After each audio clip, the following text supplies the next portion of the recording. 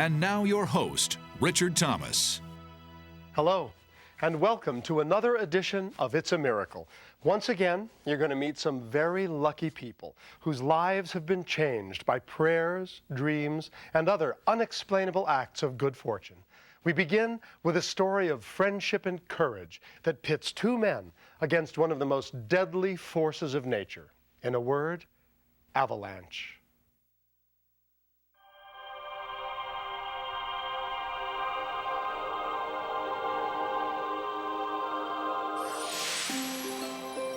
So now, what do you have to say? I said, I must be crazy being up here. I don't know how I'm going to get back down. For Methodist minister David Moss, the best part of every winter is an annual weekend ski trip called Snow Madness. It's been a highlight of my life every year to do this with these guys. Okay, you guys. Here's Dennis. This is the international symbol for help. What do I look? I have a good friend, Dennis Eucalyptus. We have known each other for over 20 years, and he has been going on Snow Madness trips for almost that length of time. We leave on Thursday, stay there for the weekend, and on Sunday, we always end with a special service with communion and then ski down back to the cars. See you next year. But even though they all promised to meet again the following year, it didn't work out as planned. Normally there's a big group of us going, but everybody canceled. And Dennis and I ended up the only two, the smallest annual in our history. The two men chose to climb Mount Lassen, a national park near David's Northern California home. We had checked the Weather Channel. They said that it would be fine weather until Sunday, and that there would be some precipitation on Sunday, but that was the morning we were going to leave. So we decided to go ahead. We could not have picked a better day. It was just gorgeous up there. David and Dennis started up the mountain, heading for a point 3.5 miles above the trailhead where they planned to set up camp. Being out there is such a special feeling. It's a spiritual feeling for me. It gives you a sense of serenity. No interruptions, nothing to draw your attention away from it, the beauty and the simplicity of it all. It's very healing. But by the next morning, the weather had made a sudden and dramatic change. Dennis, you better come out here. The snow was coming in at a sort of a slant in big flakes. So that's the first time I had a little anxiety about this storm. It was coming in earlier and stronger than we expected. And there was still lots to do. I think so. All right. I told Dennis we better get going, have our breakfast, pack everything together, and do the communion and get the heck out of there. Do this in remembrance of me. Do this in remembrance of me. As the two pastors performed their communion, the snow was covering the tracks they had made the day before. We left about 10 o'clock in the morning in the blizzard. The snow was flying in our face, and it created a kind of a disorientation where you couldn't tell up from down. Without tracks to follow, the men were thrown off course and were heading straight into Avalanche territory. We were going to have to go through that Avalanche area to get home, and I was really beginning to worry that we were in some danger here. As an added precaution, the men decided to tie on avalanche cords, but David couldn't find his. I've got another cord on the backpack. Could you bring it out for me? The theory is, if there is an avalanche, these cords will kind of float to the top, and anyone that survives can see the cord and follow it to your buried body. I'll be right with you. So I was working on my cord, and he set out ahead of us. I got myself put together and started behind him. I remember Dennis entering the Avalanche field. In a very calm way, he said something like, "Time to advance." I assumed that he meant, "I'd like you to lead now." And I picked up my pace a little bit, watching his tracks. And then I got the shock of my life, because all of a sudden I realized his tracks disappeared. And that's when I realized that what he had said was Avalanche. And he was gone. Dennis! Dennis! I had a whistle, and I blew it, but he didn't return the call. Dennis! I looked into the teeth of the storm as far as I could for evidence of his cord or a hat or a glove or anything. There was nothing. I realized he was under me somewhere, and he was dying.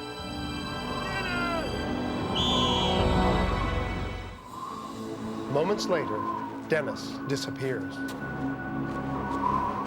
Knowing that his friend is buried somewhere beneath him, David uses his cell phone to call for help.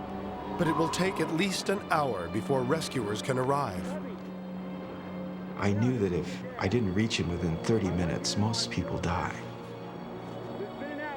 I figured I only had one good chance to reach him before he died, and I didn't know where to start. I didn't have a clue, and I prayed to God, where do I start? Dennis! Dennis! I began where his tracks disappeared, looking frantically for that cord, for an item of clothing, for anything, any clue. And the time went on, the ticking, and I could imagine him struggling in there.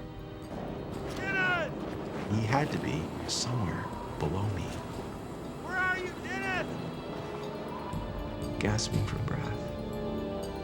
As David dug frantically for the next 2 hours, his exposure to the cold began to take its toll. I was beginning to lose strength. I was starting to shiver uncontrollably.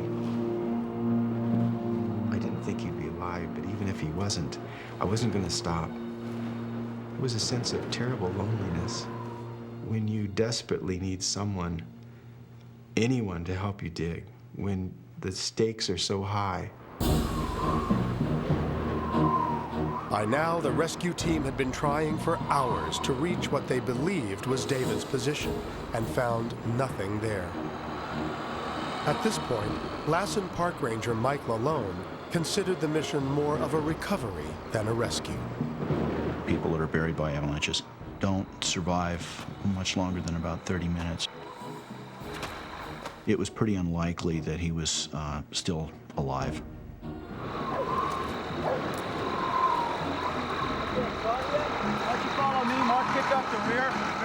The team decided to spread out on foot and search the area, not knowing that David and Dennis were still a half-mile away.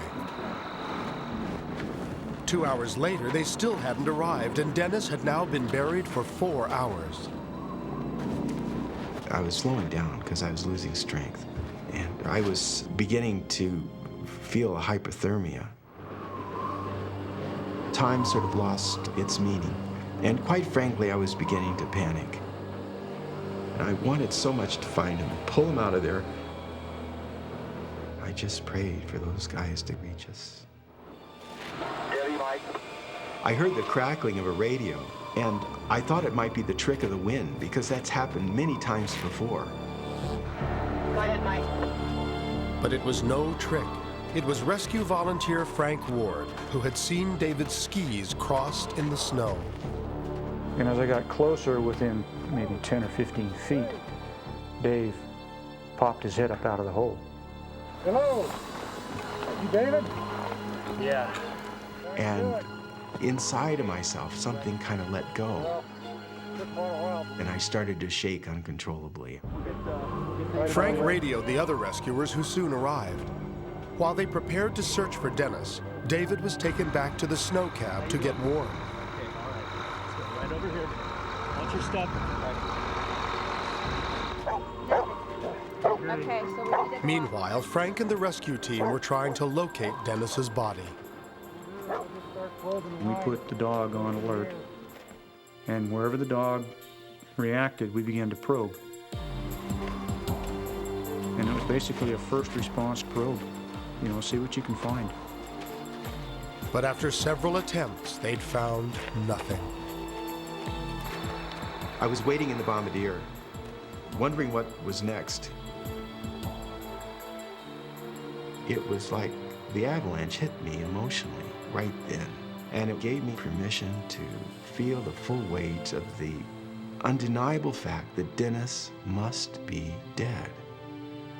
That my friend of 20 years died in front of my eyes. Rescuers finally arrived on the scene and began searching. But by now, they had given up all hope of finding the man alive. And then, suddenly...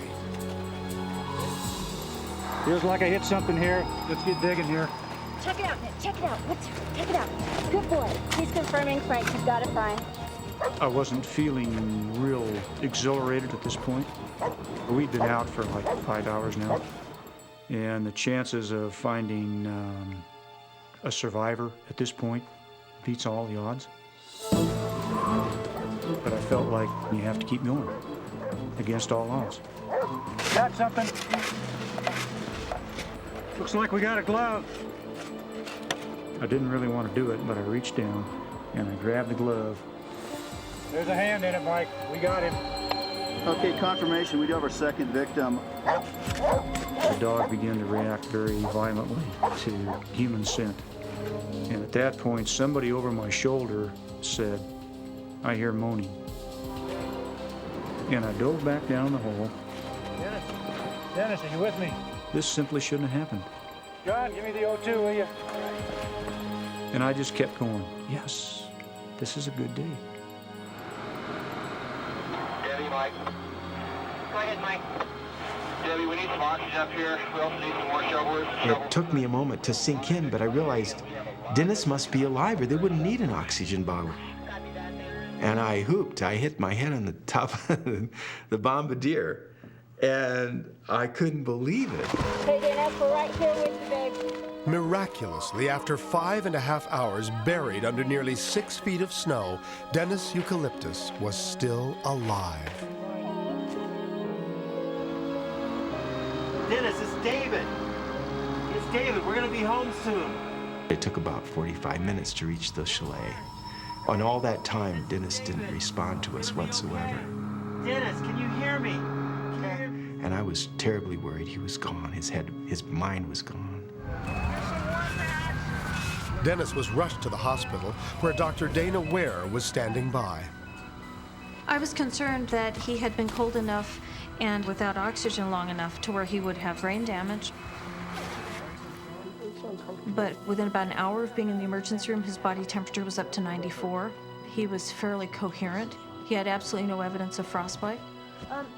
I was absolutely astonished that he had survived so intact. There is no scientific explanation. Science would have had him dead and buried. I think what happened to him is a miracle.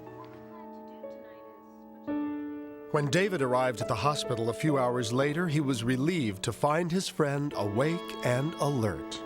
Dennis, you're gonna be all right. As soon as I entered, he turned to me and he smiled. And I said, "Dennis, your middle name ought to be Lazarus from now. You've come out of the grave." I took him by the shoulders and I said, "David, if it wasn't for you, I wouldn't be alive. I'm here today because David did exactly the right thing." I can't explain it any other way that this was a miracle. That one of us survived to be able to get help. That is a miracle. That the phone worked so that I could get help. That is a miracle. And that probe was only 6 feet long and his hand was 5.5 feet under the surface. And finding his hand in that avalanche field is astounding to me.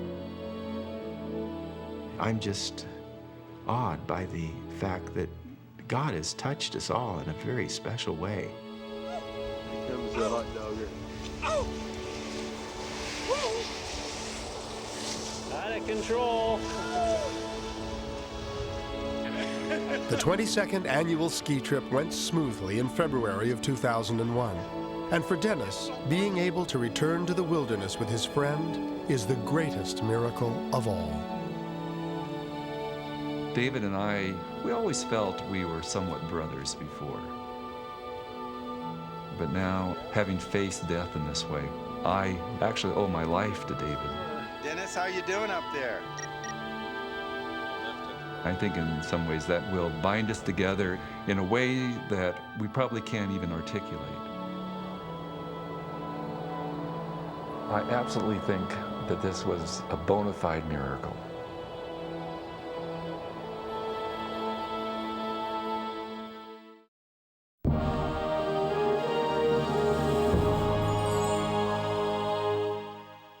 Our next story came to us from a viewer email, and the young woman who wrote it was also the person who experienced this very unusual miracle.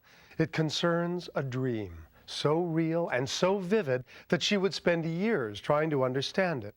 And when she finally unraveled its meaning, her life was changed forever.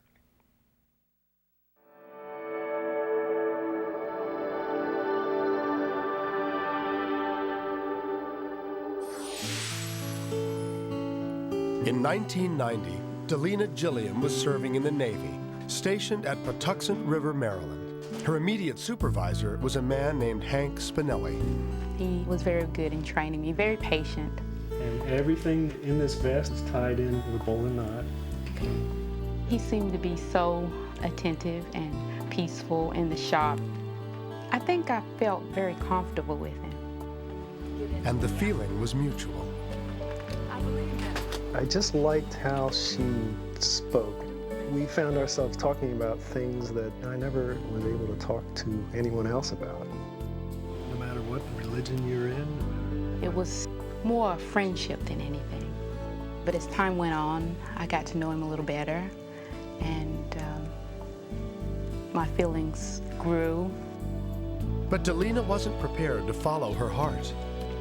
I had joined the Navy after a divorce, and my relationship with Hank at that time was growing closer, and I wasn't ready to get back into a relationship. After I had worked in the shop with Hank for about a year, I really felt like it was time for me to make some changes in my life, and I decided to get out of the Navy, and I went overseas for a while just to experience a new way of life. Delina chose the island of Samoa to begin her new life. It was a refreshing place to live, and it really gave you a feeling of tranquility and peace. And it gave me a chance to look deeper within myself to see what was really important in life. And then one night, a dream took her into an even deeper place. In the dream, I saw myself in an operating room. I was laying on the table, and I felt great pain in my lower abdomen, and I looked down, and there were stitches running up to my navel. And then I saw a doctor to my right, and he passed the baby across to someone on my left. And the thing I noticed was the baby was very fair in color.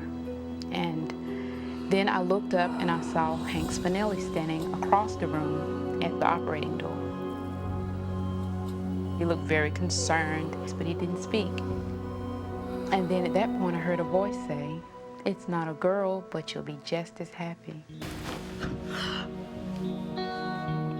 I woke up from the dream thinking, wow, what could this be? What does it mean if Hank is standing there? What part is he playing in it? Because I hadn't seen him in years and hadn't planned on seeing him either. I wrote the dream down, and as time went on, I would think about the dream and then put it aside. And then after a while, it sort of faded from my memory and I didn't think about it anymore. Eventually, I left Samoa and decided to go see an old Navy friend in Ohio. Delina's friend Michelle was one of the few people who also knew Hank. One night we were watching television. The news came on, and they were telling of a man who had committed a crime, and his name was Spinelli. And each time they would say Spinelli, I would look up. You seem pretty interested in the name Spinelli still.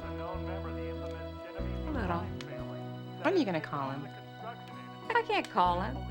I mean, I don't have his number. I wouldn't know how to reach him. Lena, come on. All you have to do is a search on the internet.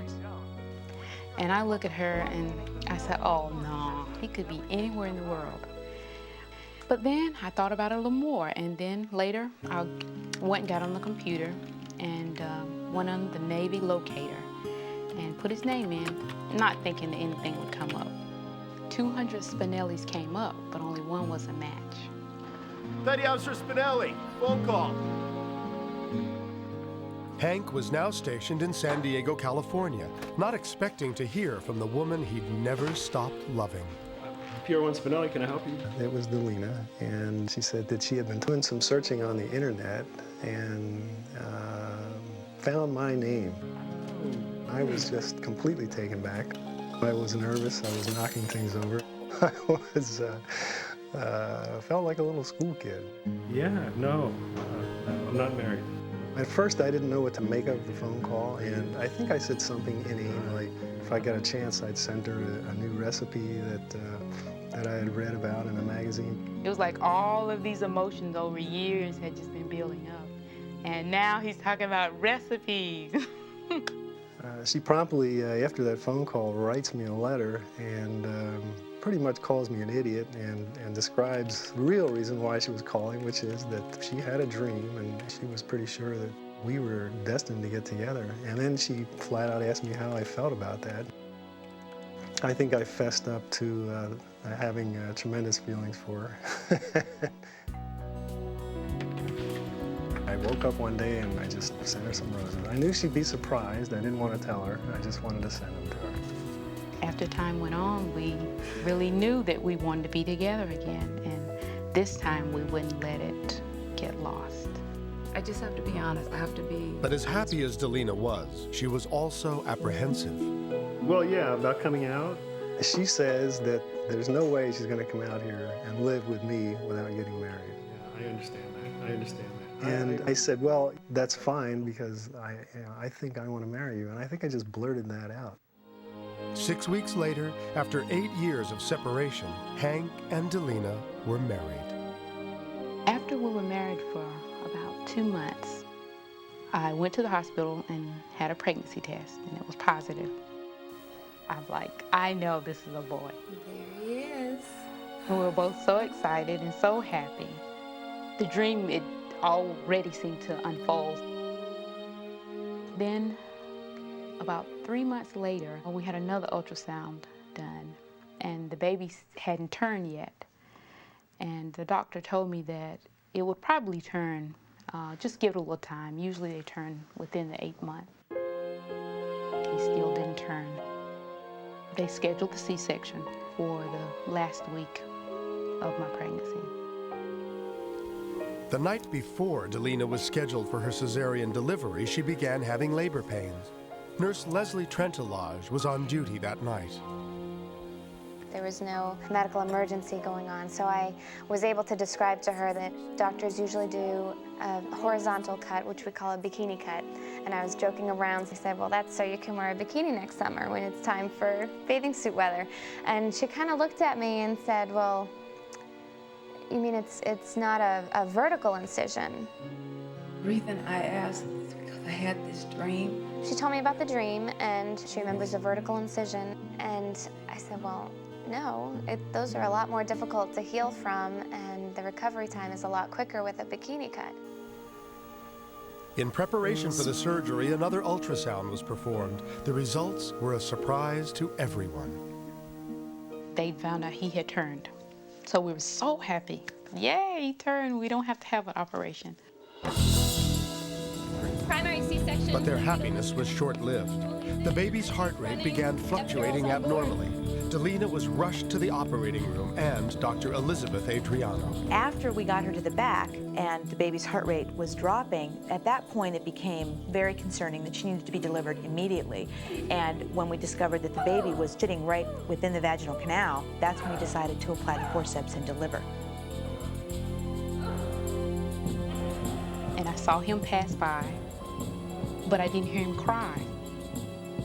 He couldn't breathe. He was basically dying. And so they rushed him and put him on the oxygen. And that's the last part I remember because I had lost so much blood, I just blacked out. The dark side of Delina's dream was coming true.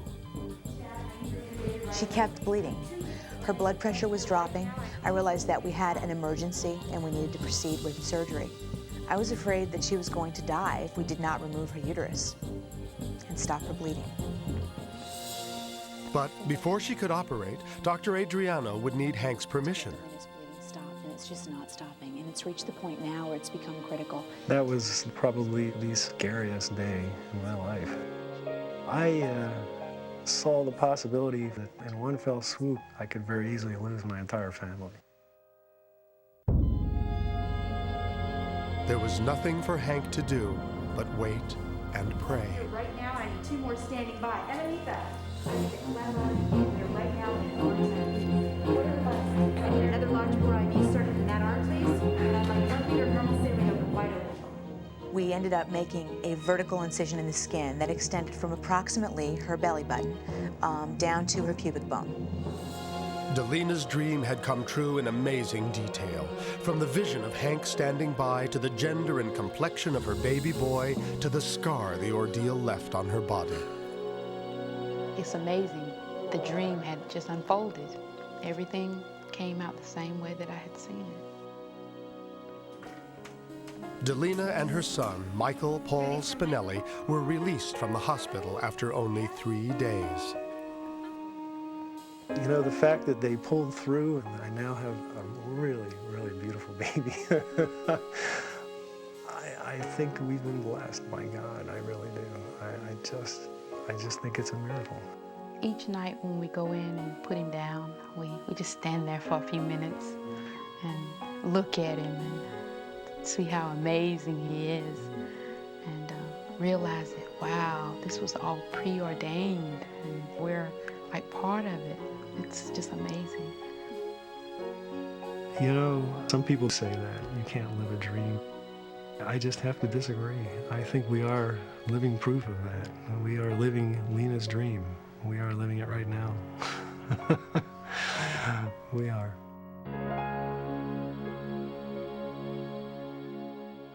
What a beautiful child, and what a wonderful story he'll have to tell about the circumstances of his birth. But was this an isolated case? Or can we all learn about the future from our dreams? To find out the answers, we're now joined by dream expert Cynthia Richmond.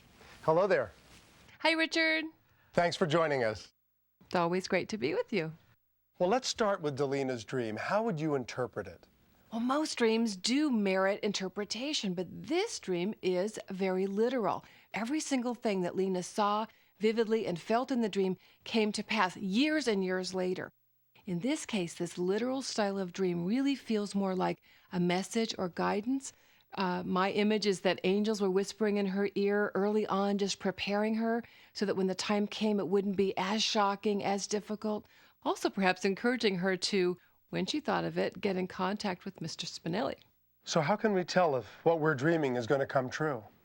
Okay, we all dream every night. Most of us forget most of our dreams. That's why it's so significant that Lena did remember this one. If you remember a dream, jot it down. It's very helpful to have that as reference. When a dream seems especially vivid like this one, where there's smells and sights and tastes and textures, and the reality seems even more vivid than usual, pay special attention to those dreams. Though we're never quite sure if a dream is symbolic or if it's going to happen, there is a sense, though, of reality, more vividness, more clarity, very often, with a dream that will come true. So jotting that down, paying attention, keeping it filed in the back of your mind for reference can be very helpful. Well, thanks for the tips. Before I let you go, what are you working on now? I'm actually working on a second book. You've talked about my book Dream Power in the past, and now I'm working on one where people can enhance the ability of working with their dreams. Many miracles happen through the dream state, and I'm working on an expanded knowledge of that and getting to hear stories from people all over the world. Well, I look forward to reading it and to seeing you again. Thank you. Thanks, Richard. Bye. Bye-bye.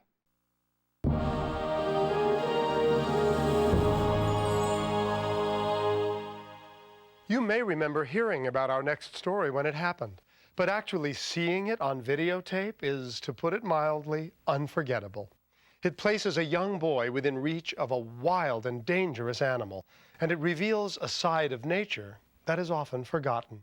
It is truly an amazing video miracle.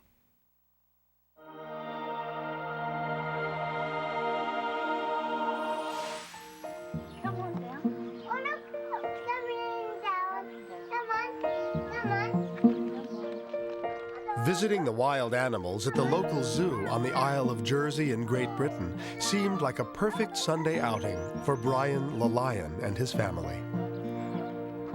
I suppose we were only there about 5 or 6 minutes, and we moved over to the gorilla complex.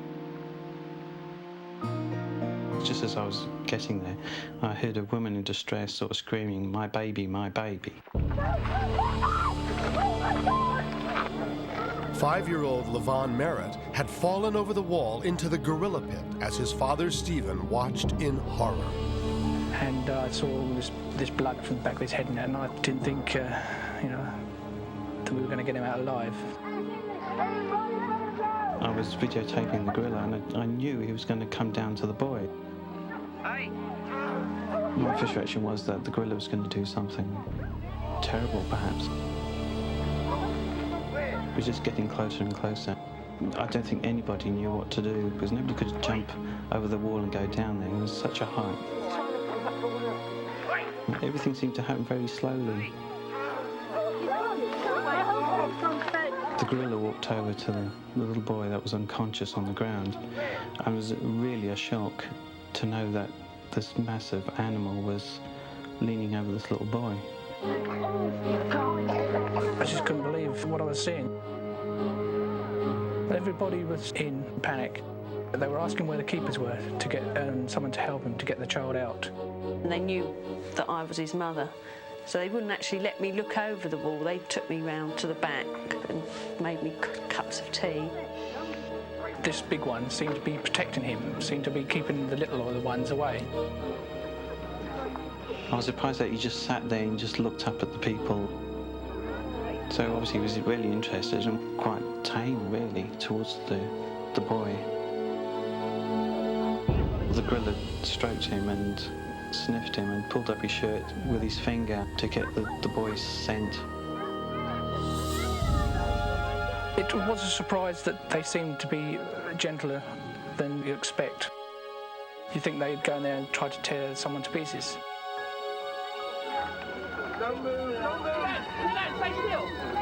Moments later, little Levon regained consciousness and discovered the frightening circumstances he was in.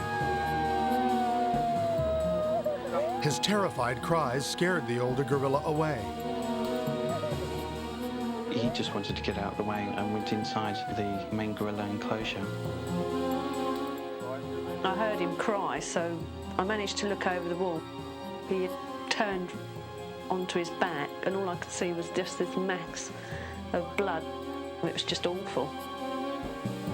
Zookeeper Andy Wood could hear the young boy's cries as he tried to lure the gorillas inside. During the process, a young male shot outside. It was unavoidable, unfortunately. But at least we ended up with only one animal in the outside area. When I first entered the gorilla pit, I took a short stick with me as just a deterrent, perhaps to put him off from charging. I approached the child. He was semi-conscious, blood around his ears. He'd obviously taken a very hard hit to the head. I asked another zookeeper to come into the enclosure to assist me in case the young male got past me. Paramedic Brian Fox was next to jump into the fray. There was blood coming out of his mouth and his ear. While he's on his side and screaming, you've got time. But as soon as he went onto his back, you've run out of time. Then there isn't immediate danger, because then he could choke on his own vomit or blood. But once I got him onto his side and was happy with that situation, I've got one eye on the Evan and the other eye on this gorilla running around. He's coming this way. He'd run in at times just to show that he's boss and just make a noise and then run off.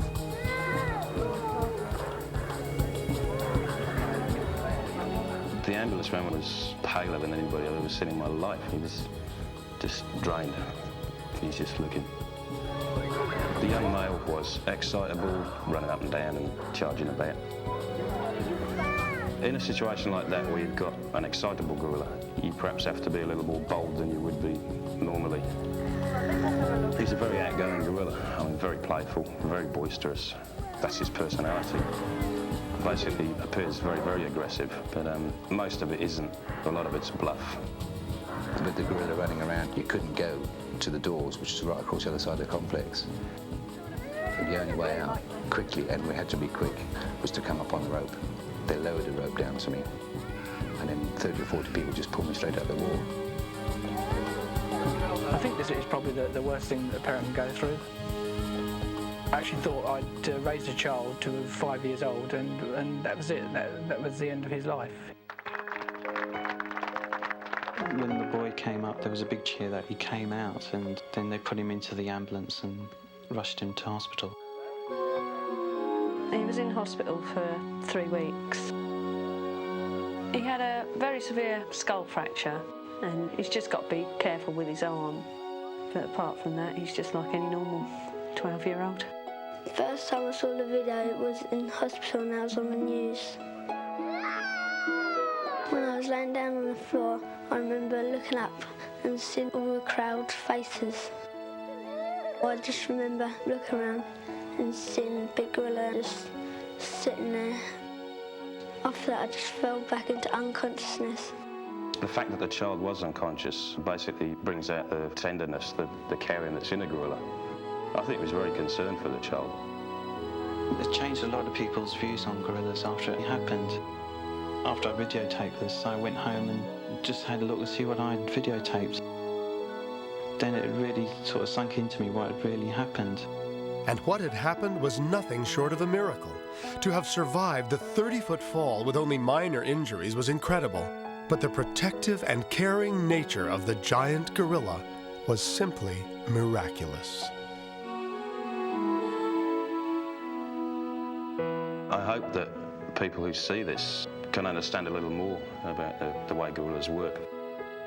They'll use their strength and their power when necessary, but not with children. They're nice, they're nice people, which is what I look on them as. I mean, they're just hairier than we are.